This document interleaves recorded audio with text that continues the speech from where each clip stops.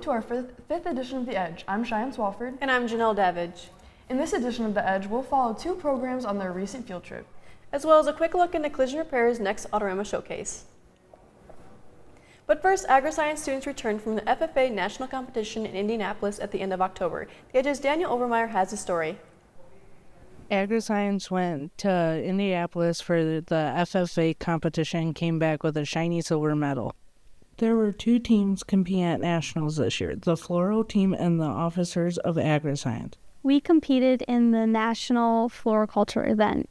The different parts of the competition was a team activity, 2 different exams, a floral arrangement, a body flower, a potted arrangement, and some growing medium practicums.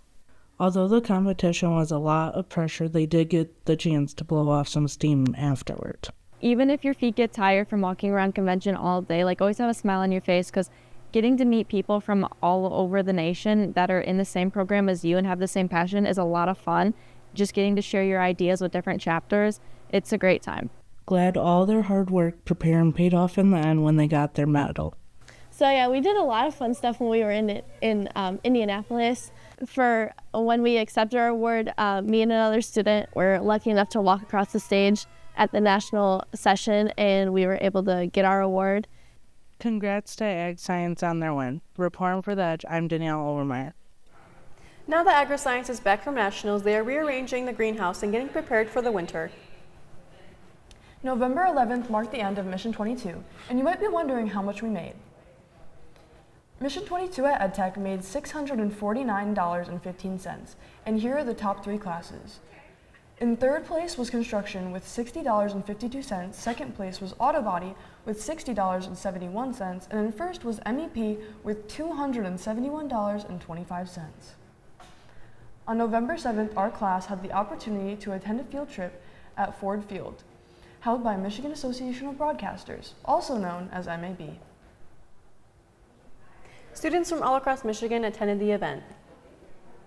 Given the option to choose the topics they wanted to explore from the 2 sessions they attended.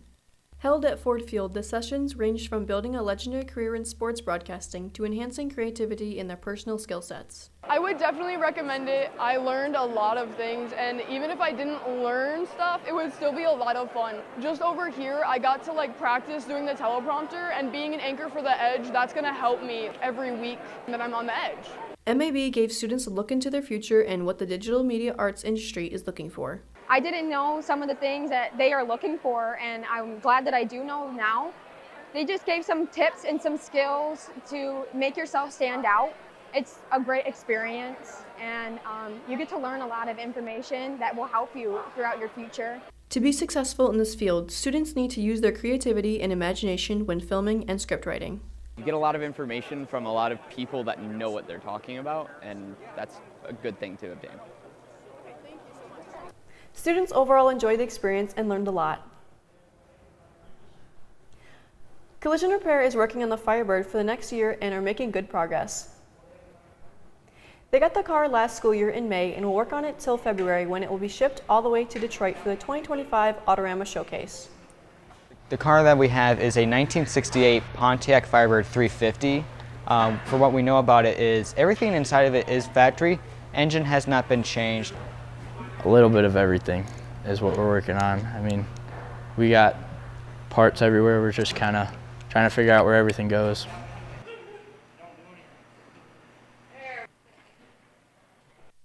That's not the only update we have. Public safety has some exciting news, and The Edge's Brianna Hansen has a story. Thank you. Recently, public safety has received an exciting tool within their class.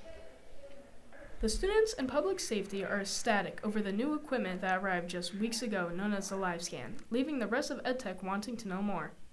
Basically, the LiveScan is a fast and efficient way to take a person's information or their fingerprints and their pictures of their face and the side of the face. The students are able to understand fingerprinting in a futuristic way, even going as far as using face detection to ensure that you have a clear photo of the person, scanning irises, and filling in important information such as the person's age and race.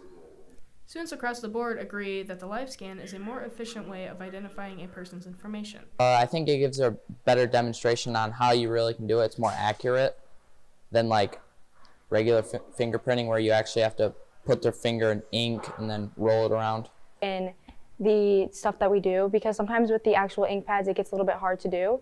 So I feel like with this machine it'll help us actually want to engage in like the class activities.